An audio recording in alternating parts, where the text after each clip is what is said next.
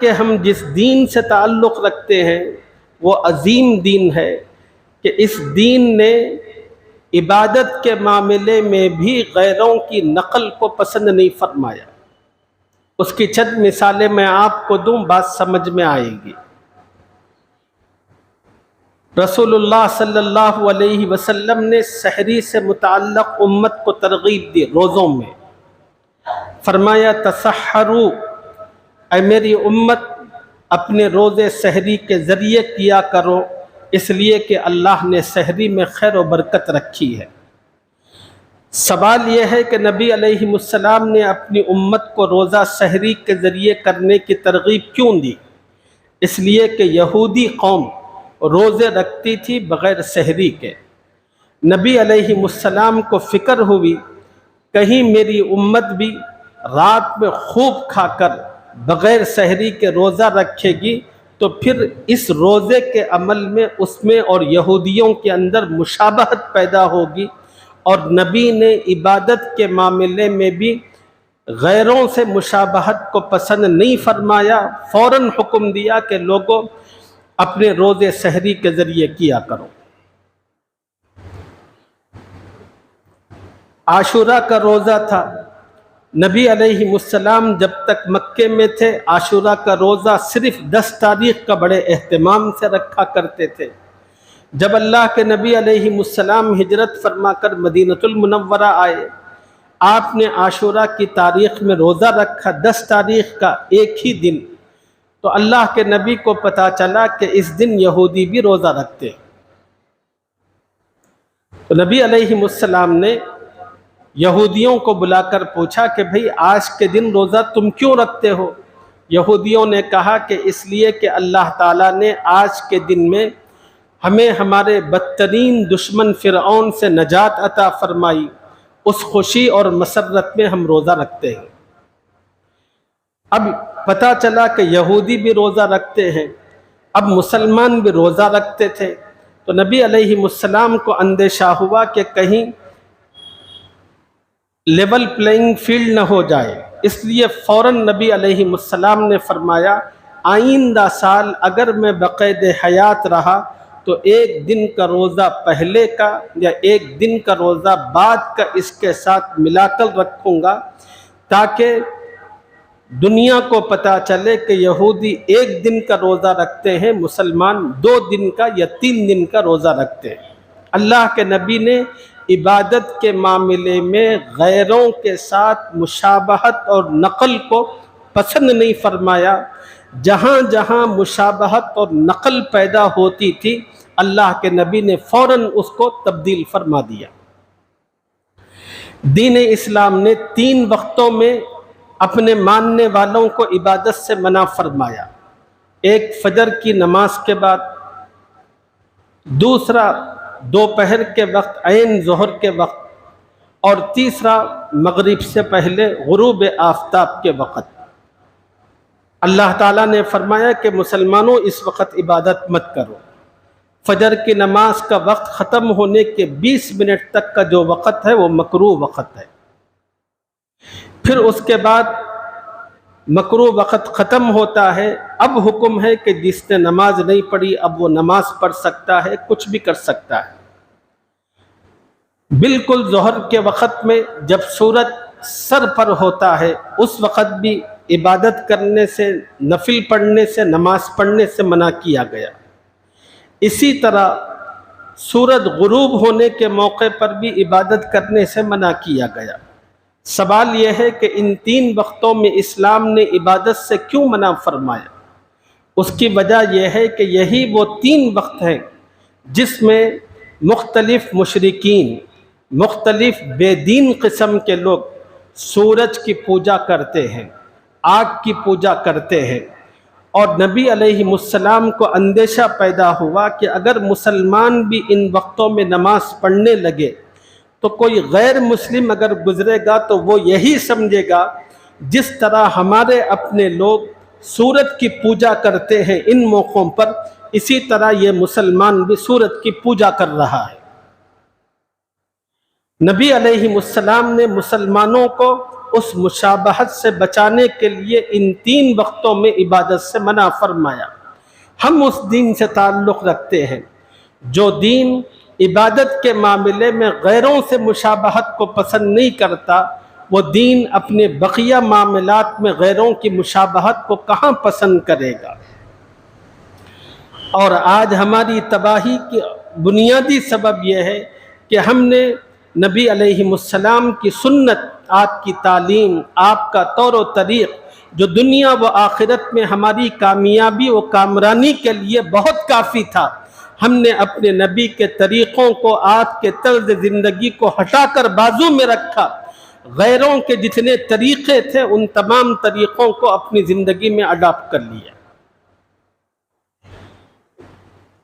چہروں کے معاملے میں ہمیں نبی کا چہرہ پسند نہیں ہے، غیروں کے مطابق ہم اپنا چہرہ رکھتے ہیں۔ روایتوں میں آتا ہے کہ رسول اللہ صلی اللہ علیہ وسلم کی خدمت میں ایک مرتبہ کسریٰ کے 2 قاصد آئے۔ ان کے چہرے صاف تھے اور مونچھیں بڑی ہوئی تھی۔ نبی علیہ السلام نے ان لوگوں کو دیکھ کر پوچھا، یہ کیا حال بنا رکھا ہے تم نے؟ تو ان لوگوں نے کہا کہ ہمارے بادشاہ کا یہی حکم ہے کہ ہم چہرہ صاف کریں اور اپنی مونچھوں کو بڑھائیں۔ رسول اللہ صلی اللہ علیہ وسلم نے فوراً تمام ایمان والوں کو حکم دیا، لوگوں اپنے چہروں کو بڑھاؤ اور اپنی مونچھوں کو کم کرو۔ یہ نبی علیہ السلام نے چہرے کے سلسلے میں ایک نمونہ اور ماڈل امت کو دیا، عمل کے ذریعے سے بھی، قول کے ذریعے سے بھی۔ اب آج امت کو اکثریت دیکھیے، ساری کی ساری امت اٹھا کر بازو میں رکھیے، دیکھیے کتنے مسلمان ہیں جن کے چہرے نبی والے چہرے ہیں اور جن کے چہرے غیروں سے مشابہت رکھتے ہیں۔ اگر آپ دیکھیں گے تو آپ کو اندازہ ہوگا کہ 95% سے زائد مسلمانوں کے چہرے غیروں کے ہیں، ہمیں اپنے نبی کا چہرہ ہی پسند نہیں۔ لباس کے معاملے میں غیروں کی نقالی، نبی علیہ السلام نے لباس کے معاملے میں حکم دیا کہ مسلمان اپنا پاجامہ ہو، اپنا پتلون ہو، اپنی لنگی ہو، تمام کی تمام چیزیں ٹخنوں سے اوپر رکھا کریں، لیکن ہم ہیں کہ اپنی ہر چیز ہمیشہ ٹخنوں سے نیچے رکھتے ہیں۔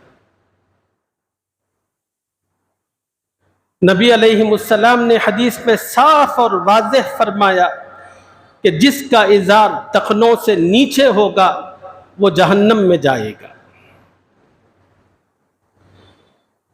نبی علیہ السلام نے ہماری اپنی ماں اور بہنوں کو جو پردہ عطا فرمایا تھا، عزت کی جو چادر عطا فرمائی تھی، آج ہماری ماں بہنوں نے عزت کی اس چادر کو جو تار تار کیا ہے، الامان والحفیظ۔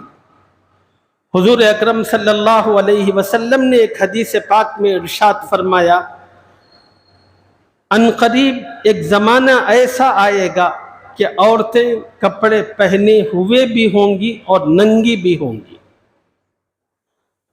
علماء نے نبی علیہ السلام کی اس حدیث کے 3 مطلب بیان فرمائے۔ پہلا مطلب یہ بیان فرمایا، کپڑے ہوں گے، اس کے باوجود جسم کے اعضاء کھلے ہوئے ہوں گے۔ آج ہم اپنی بچیوں کو جس قسم کے کپڑے اور فراق پہناتے ہیں اور جس قسم کا کپڑا مارکیٹ میں ہمیں دستیاب ہے، وہ تمام کا تمام ایسا ہے کہ کہیں پر گلا بہت نیچے تک کھلا ہوا ہے اور آستینیں بالکل اوپر تک موجود ہی نہیں ہیں، تو بچی کپڑی پہنے ہوئے بھی ہے اور ننگی بھی ہے۔ حالانکہ عورت کا پورا جسم پردہ ہوتا ہے، سوائے دونوں ہتھیلیوں کے، چہرے اور ہاتھوں کے، پیروں کے، سب کا سب پورا جسم ڈھانپنا عورت پر فرض ہوتا ہے۔ بچپن ہی کے ذریعے ہم اپنی بچیوں کو ننگا پن سکھاتے ہیں اور اسی طرح کے ننگے کپڑے پہناتے ہیں، اور بلوغت کے بعد ہم توقع رکھتے ہیں کہ ہماری بچی بالکل دین کے مطابق رہے۔ کیسے رہے گی؟ آپ نے ان کی تربیت کے اندر جو بنیادی پتھر ہوا کرتا تھا وہی غلط رکھا، تو اب اس کے اوپر جو عمارت تعمیر ہوگی وہ بالکل ٹیڑھی میڑھی ہی ہوگی، وہ صحیح نہیں ہو سکتی۔ دوسرا مطلب علماء نے یہ بیان فرمایا، عورتیں اتنی باریک کپڑے پہنے ہوئے ہوں گی کہ کپڑا پہننے کے باوجود اندر کا جسم چھلک اٹھے گا۔ اور آج جس قسم کے کپڑے پہنائے جاتے ہیں، مجھے ایسا لگتا ہے شہروں کے اندر کہ جتنی بچیاں ہیں وہ گرما آنے کا انتظار کرتی ہیں، اور گرما کا موسم ایسا ہوتا ہے جس میں ہر بچی کو کھلی اجازت لائسنس ملتا ہے ماں باپ کی طرف سے، وہ جو چاہے اور جیسا چاہے پہنے۔ کپڑے بھی موجود ہیں لیکن اس کے باوجود جسم کی ہر چیز چھلک رہی ہے۔ اور تیسرا مطلب علماء نے اس حدیث کا یہ بیان فرمایا ہے، عورتیں کپڑے اتنے چست پہنیں گی، اتنی تنگ اور ٹائٹ پہنیں گی، کپڑے پہننے کے باوجود جسم کے ہر عضو کا سائز نمایاں ہو کر نظر آئے گا۔ یہ تمام کی تمام چیزیں موجودہ زمانے کے اندر ہم اپنی آنکھوں سے دیکھ سکتے ہیں۔ خیر دوسروں کو تو کیا دیکھنا، خود ہمارے اپنے گھر کے اندر اس کے نمونے اور تصویریں موجود ہیں۔ تو امت کی تباہی اور بربادی کا دوسرا بنیادی سبب یہی ہے کہ امت نے ہر چیز کے اندر غیروں کی نقل لی اور اپنے نبی کا طریقہ اور اپنے نبی کی تعلیمات اور ان کی طرز زندگی کو بھلا دیا۔ آج ہم غیروں کے درمیان پلے بڑھے اور ان کے تمام طور و طریقوں کو لیا، اور اس کے نتیجے میں انہی چیزوں کو اپنے دل و جان سے لگایا۔ یہی وجہ ہے کہ آج ہم ہر جگہ رسوا ہو رہے ہیں۔ اگر اس رسوائی سے نکلنا ہے تو پہلا سبب یہی ہے کہ ہم قرآن سے پھر سے اپنے رشتے کو مضبوط کریں اور قرآن کی تعلیم پر توجہ دیں، اور دوسرے سبب کی روشنی میں غیروں کی نقالی چھوڑیں اور اپنے نبی کے طور و طریق کو اپنائیں، اپنے نبی کو آئیڈیل بنائیں۔